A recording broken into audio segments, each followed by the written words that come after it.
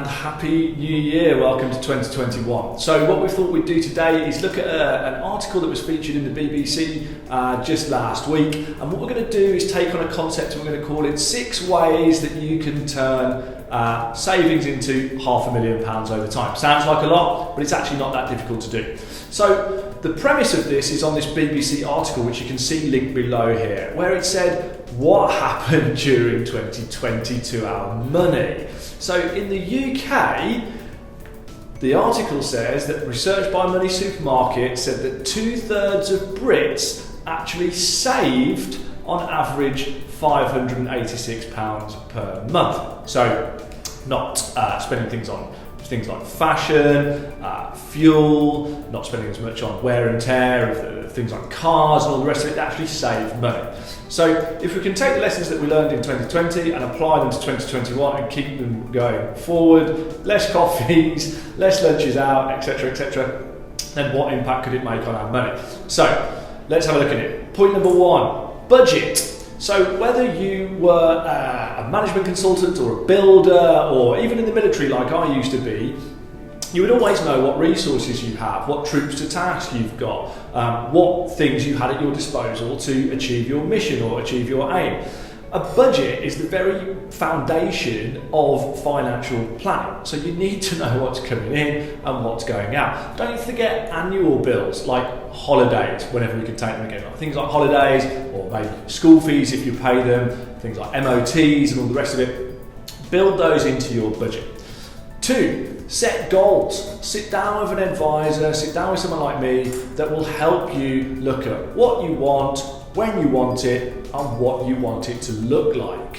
Set those goals and then you have something to work and save towards. It makes the whole thing much more appealing. Point 3, choose the right vehicle. Speak to an advisor that's local to the area, the country in which you live, and get advice on what the right vehicle is for you. In the UK, things like ISAs are incredibly efficient for getting tax-free growth and all the rest of it. You might use things called portfolio bonds in the offshore market. It very much depends upon where you are, what your circumstances are, how much money you've got, and what you want from it at the end. But get advice on what the right vehicle is. Point number 4, don't overcommit. If you've got £586 spare per month, don't commit to saving it all, because life is also for living, right? An absolute maximum of half. If you think about a gym as the analogy, if we were told, right, 12 months from now, you've got to run a marathon, then with the right diet, the right nutrition, the right training, and the right level of motivation, most of us could probably do it. Most of us probably won't, but most of us could achieve it if we wanted to. Saving is very much the same. If we went out on day 1 of our marathon training and tried to run that marathon to see how we get on, you're going to get injured, you're going to fail, primarily you're not going to complete it, or probably not going to complete it, it's going to be sore, and more importantly, you're not going to want to go training again the next day. Saving is exactly the same. Start off small and build up when you have the affordability to do so.